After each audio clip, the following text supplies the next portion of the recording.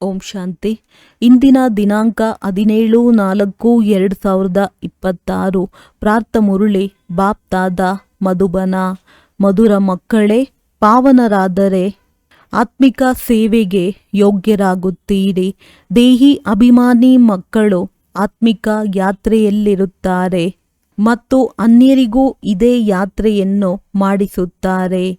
ಪ್ರಶ್ನೆ: ಸಂಗಮ ಯುಗದಲ್ಲಿ ನೀವು ಮಕ್ಕಳು ಯಾವ ಸಂಪಾದನೆ ಮಾಡುತ್ತೀರಿ? ಇದೇ ಸತ್ಯ ಸಂಪಾದನೆಯಾಗಿದೆ ಹೇಗೆ? ಉತ್ತರ: ಈಗಿನ ಯಾವ ಸಂಪಾದನೆ ಇದೆ ಅದು ಜನ್ಮಗಳವರೆಗೆ ನಡೆಯುತ್ತದೆ. ಇದು ಎಂದೂ ದಿವಾಳಿಯಾಗುವುದಿಲ್ಲ. ಜ್ಞಾನ ಹೇಳುವುದು, ಕೇಳುವುದು, ನೆನಪು ಮಾಡುವುದು, ಮಾಡಿಸುವುದು ಇದೇ ಸತ್ಯವಾದ ಸಂಪಾದನೆಯಾಗಿದೆ. ಇದನ್ನು ಸತ್ಯವಾದ ತಂದೆಯೇ ನಿಮಗೆ ಕಲಿಸುತ್ತಾರೆ. ಇಂತಹ ಸಂಪಾದನೆಯು ಇಡೀ ಕಲ್ಪದಲ್ಲಿ ಮತ್ಯಾರೂ ಮಾಡಲು ಸಾಧ್ಯವಿಲ್ಲ. ಮತ್ಯಾವುದೇ ಸಂಪಾದನೆಯು ಜೊತೆಯಲ್ಲಿ ಬರುವುದಿಲ್ಲ. ಗೀತೆ: ನಾವು ಅವರ ಮಾರ್ಗದಂತೆ ನಡೆಯಬೇಕು. ಓಂ ಶಾಂತಿ. ಭಕ್ತಿ ಮಾರ್ಗದಲ್ಲಿ ಮಕ್ಕಳು ಬಹಳ ಮೋಸ ಹೋಗಿದ್ದೀರಿ. ಭಕ್ತಿ ಮಾರ್ಗದಲ್ಲಿ ಬಹಳ ಭಾವನೆಯಿಂದ ಯಾತ್ರೆಯನ್ನು ಮಾಡಲು ಹೋಗುತ್ತಾರೆ. ರಾಮಾಯಣ ಇತ್ಯಾದಿಗಳನ್ನು ಕೇಳುತ್ತಾರೆ. ಇಷ್ಟು ಪ್ರೀತಿಯಿಂದ ಕಥೆಗಳನ್ನು ಕೇಳುತ್ತಾ ಕಣ್ಣೀರು ಬಂದು ಬಿಡುತ್ತದೆ. ನಮ್ಮ ಭಗವಂತನ ಸೀತೆ ಭಗವತಿಯನ್ನು ರಾವಣನು ಕದ್ದುಕೊಂಡು ಹೋದನು ಎಂಬುದನ್ನು ಕೇಳುವ ಸಮಯದಲ್ಲಿ ಅಳುತ್ತಾರೆ. ಇವೆಲ್ಲವೂ ದಂತಕಥೆಗಳಾಗಿವೆ.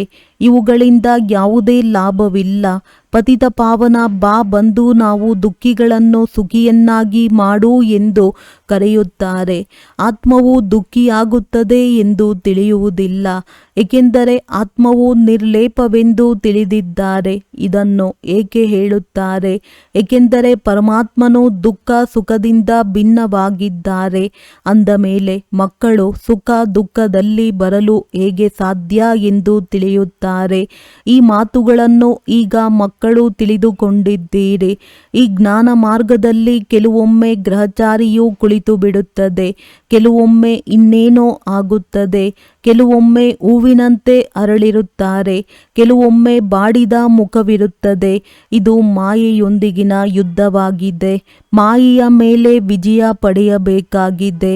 ಯಾವಾಗ ಮೂರ್ಛೆ ಹೋಗುವರೋ ಆಗ ಸಂಜೀವಿನಿ ಮೂಲಿಕೆಯನ್ನು ಕೊಡಲಾಗುತ್ತದೆ, ಮನ್ಮನಾಭವ ಎಂದು.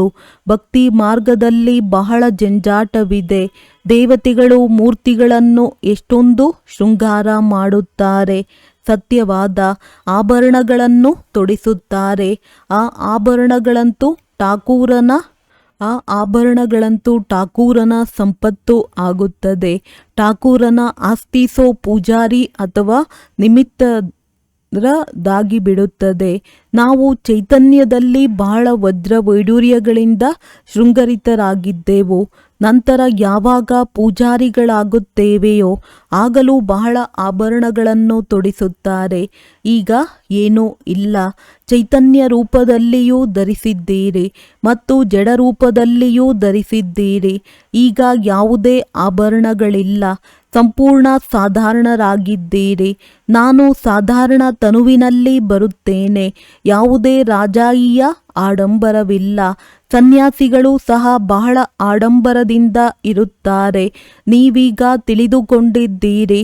ಅವಶ್ಯವಾಗಿ ಸತ್ಯಯುಗದಲ್ಲಿ ಹೇಗೆ ನಾವಾತ್ಮರು ಪವಿತ್ರರಾಗಿದ್ದೆವೋ, ಶರೀರವು ಪವಿತ್ರವಾಗಿತ್ತು. ಅವರ ಶೃಂಗಾರವು ಬಹಳ ಚೆನ್ನಾಗಿರುತ್ತದೆ.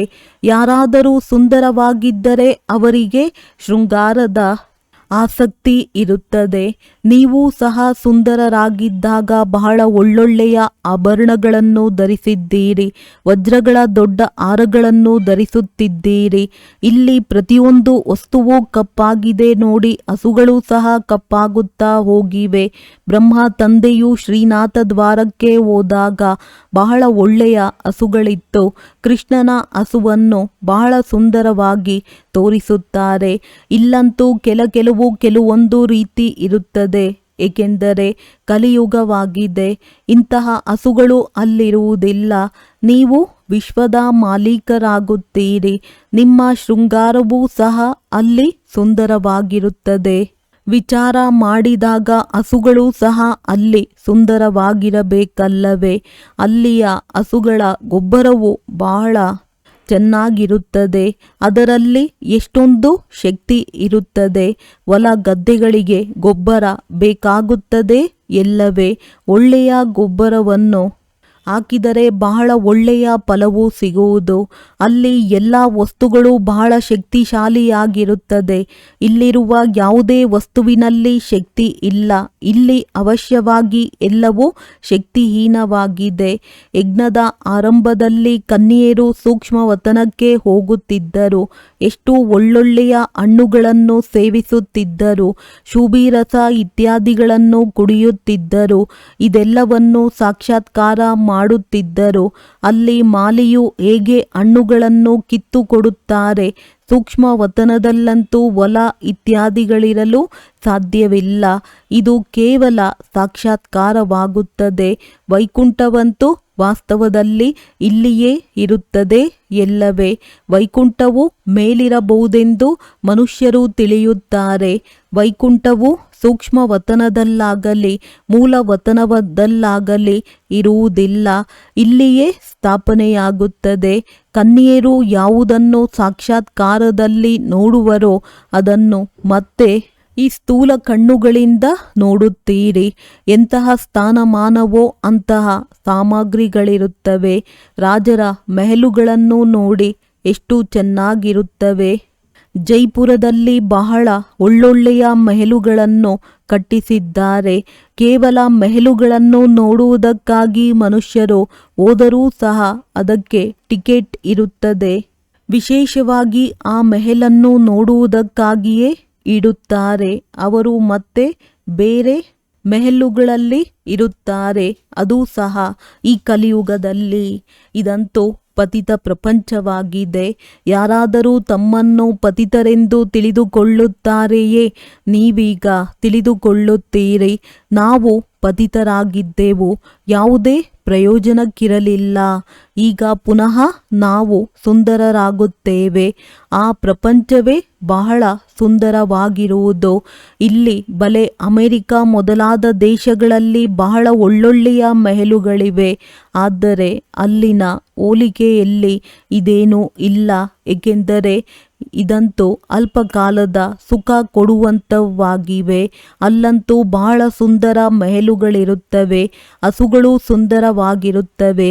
ಅಲ್ಲಿ ಗೊಲ್ಲರೂ ಇರುತ್ತಾರೆ. ಶ್ರೀಕೃಷ್ಣನಿಗೆ ಗೊಲ್ಲ ಬಾಲಕನೆಂದು ಹೇಳುತ್ತಾರಲ್ಲವೇ?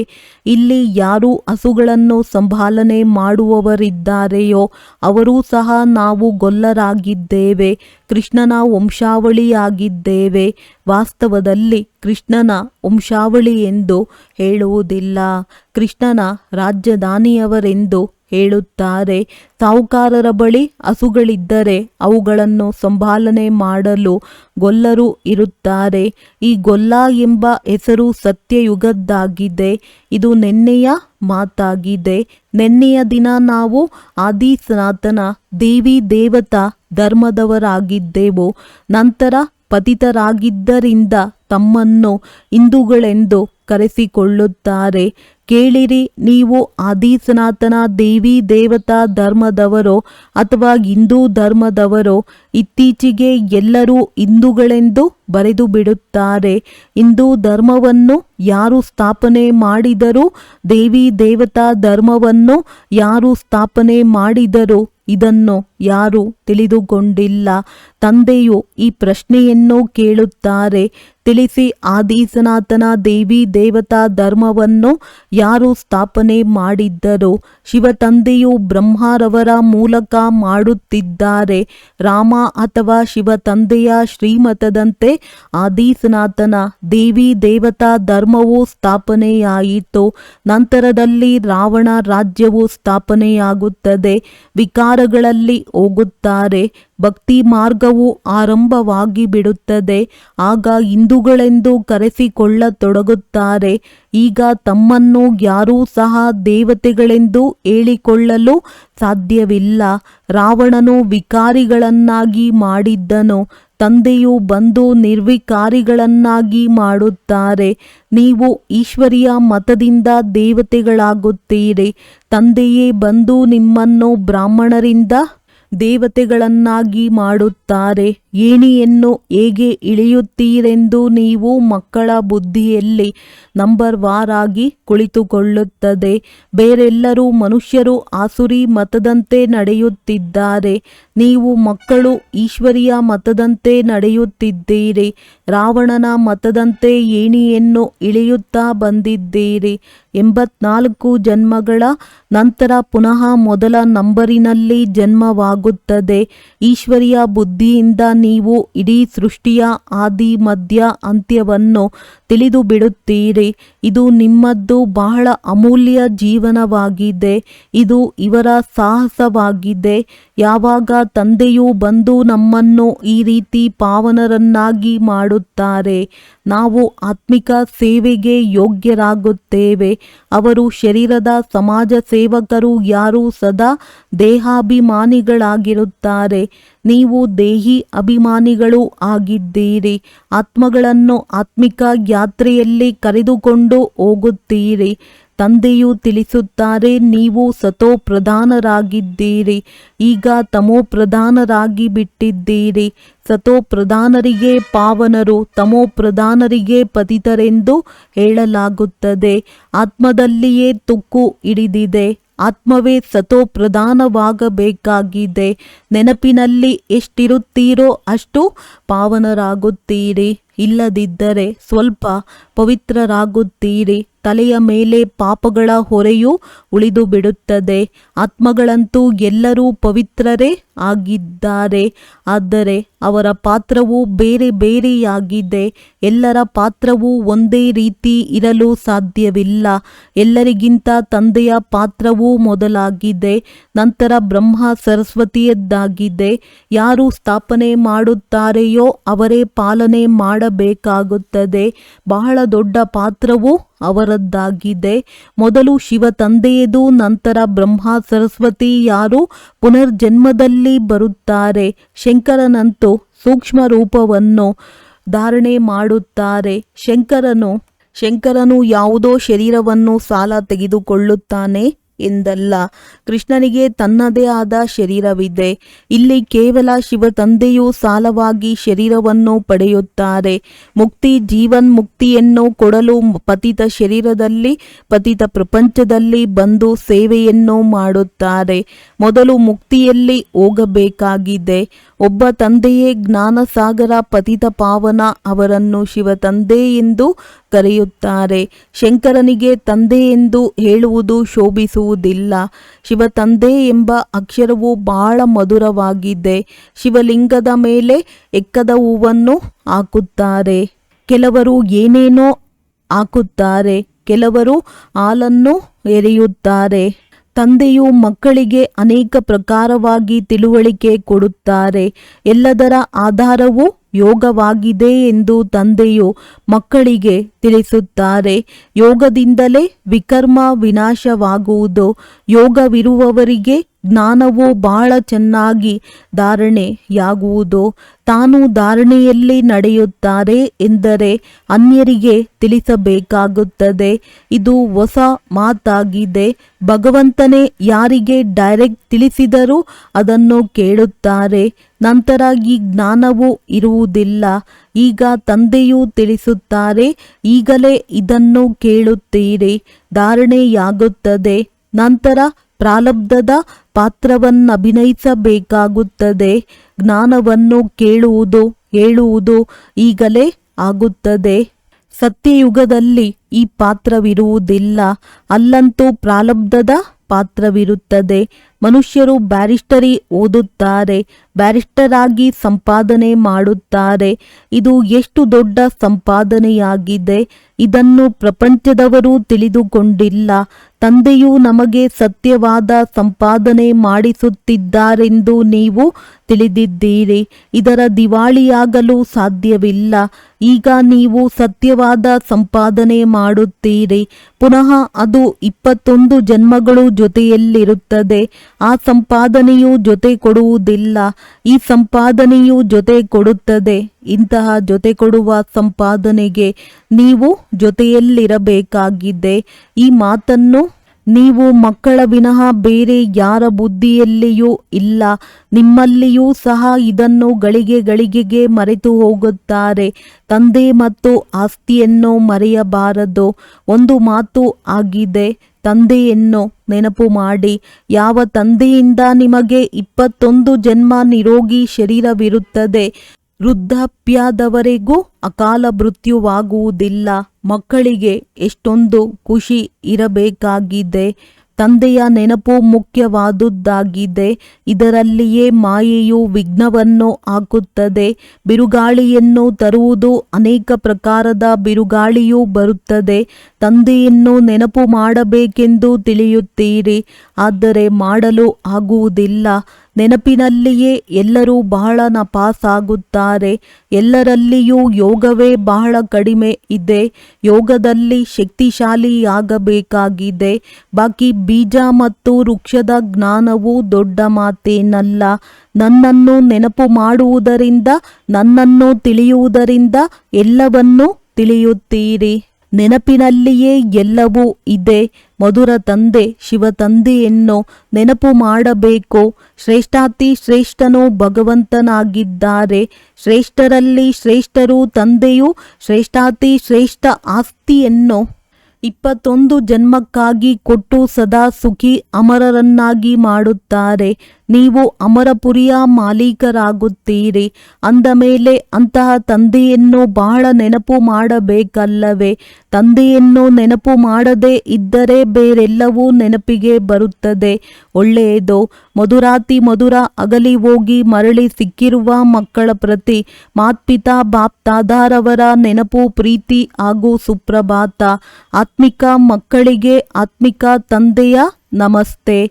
ಧಾರಣೆಗಾಗಿ ಮುಖ್ಯ ಸಾರ.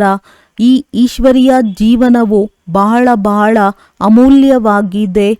ಈ ಜೀವನದಲ್ಲಿ ಆತ್ಮ ಮತ್ತು ಶರೀರ ಎರಡನ್ನೂ ಪಾವನವನ್ನಾಗಿ ಮಾಡಿಕೊಳ್ಳಬೇಕಾಗಿದೆ. ಆತ್ಮಿಕ ಯಾತ್ರೆಯಲ್ಲಿದ್ದು ಅನ್ಯರಿಗೆ ಇದೇ ಯಾತ್ರೆಯನ್ನು ಕಲಿಸಬೇಕಾಗಿದೆ. ಎಷ್ಟು ಸಾಧ್ಯವೋ ಅಷ್ಟು ಸತ್ಯ ಸಂಪಾದನೆಯಲ್ಲಿ ತೊಡಗಬೇಕಾಗಿದೆ. ನಿರೋಗಿಯಾಗಲು ನೆನಪಿನಲ್ಲಿ ದೃಢವಾಗಬೇಕಾಗಿದೆ.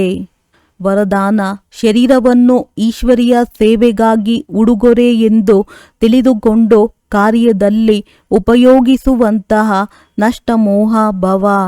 ಹೇಗೆ ಯಾರಾದರೂ ಕೊಟ್ಟಿರುವ ಉಡುಗೊರೆಯಾಗಿದ್ದರೆ ಅದರಲ್ಲಿ ನನ್ನದೆನ್ನುವುದು ಇರುವುದಿಲ್ಲ ಹಾಗೂ ಮಹತ್ವವೂ ಇರುವುದಿಲ್ಲ. ಅಂದ ಮೇಲೆ ಈ ಶರೀರವು ಈಶ್ವರನ ಸೇವೆಗಾಗಿ ಉಡುಗೊರೆಯಾಗಿದೆ. ಈ ಉಡುಗೊರೆಯನ್ನು ಆತ್ಮಿಕ ತಂದೆಯೂ ಕೊಟ್ಟಿದ್ದಾರೆ. ಅಂದ ಮೇಲೆ ಅವಶ್ಯವಾಗಿ ಆತ್ಮಿಕ ತಂದೆಯ ನೆನಪಿರುವುದು. ಉಡುಗೊರೆ ಎಂದು ತಿಳಿಯುವುದರಿಂದ ಆತ್ಮೀಯತೆಯೂ ಬರುತ್ತದೆ. ನನ್ನದೆಂಬ ಮಮತ್ವವಿರುವುದಿಲ್ಲ. ಇದೇ ನಿರಂತರ ಯೋಗಿ ನಷ್ಟಮೋಹರಾಗಲು ಸಹಜ ಉಪಾಯವಾಗಿದೆ. ಅಂದಾಗ ಈಗ ಆತ್ಮೀಯತೆಯ ಸ್ಥಿತಿಯನ್ನು ಪ್ರತ್ಯಕ್ಷಗೊಳಿಸಿರಿ. ಸ್ಲೋಗನ್: ವಾನಪ್ರಸ್ಥ ಸ್ಥಿತಿಯಲ್ಲಿ ಹೋಗಬೇಕೆಂದರೆ ದೃಷ್ಟಿ ವೃತ್ತಿಯಲ್ಲಿಯೂ ಪವಿತ್ರತೆಯನ್ನು ಅಂಡರ್ಲೈನ್ ಮಾಡಿರಿ. ಅವ್ಯಕ್ತ ಸೂಚನೆ: ಮಹಾನರಾಗಲು ಮಧುರತೆ ಮತ್ತು ನಮ್ರತೆಯ ಗುಣ ಧಾರಣೆ ಮಾಡಿ. ನಿಮ್ಮ ಪ್ರತಿ ಮಾತು ಮಹಾನ್ವಾಗಿರಲಿ. ಪ್ರತಿ ಮನಸ ಸಂಕಲ್ಪ ಪ್ರತಿ ಆತ್ಮನ ಪ್ರತಿ ಮಧುರವಾಗಿರಲಿ. ಪ್ರತಿಯೊಬ್ಬರನ್ನು ಶ್ರೇಷ್ಠರನ್ನಾಗಿ ಮಾಡುವ ಸ್ವಭಾವ, ಮಧುರತೆಯ ಸ್ವಭಾವ, ನಿರ್ಮಾಣತೆಯ ಸ್ವಭಾವವಿರಲಿ. ನನ್ನ ಸ್ವಭಾವ ಹೀಗಿದೆ, ಇದನ್ನು ಎಂದೂ ಹೇಳಬಾರದು. ನನ್ನದು ಎಲ್ಲಿಂದ ಬಂತು? ನನ್ನ ಜೋರಾಗಿ ಮಾತನಾಡುವ ಸ್ವಭಾವವಿದೆ. ನಾನು ಆವೇಶದಲ್ಲಿ ಬರುವ ಸ್ವಭಾವವಿದೆ. ಸ್ವಭಾವದ ವಶರಾಗುವುದೇ ಮಾಯೆಯಾಗಿದೆ. ಈಗ ಮಾಯಾಜೀತರಾಗಿ ಅಭಿಮಾನ ಅಥವಾ ಹೃದಯ ವಿದೀರ್ಣರಾಗುವ ಈರ್ಷೆ ಅಥವಾ ಆವೇಶದಲ್ಲಿ ಬರುವ ಸ್ವಭಾವದ ಪರಿವರ್ತನೆ ಮಾಡಿ. ಒಳ್ಳೆಯದು. ಓಂ ಶಾಂತಿ.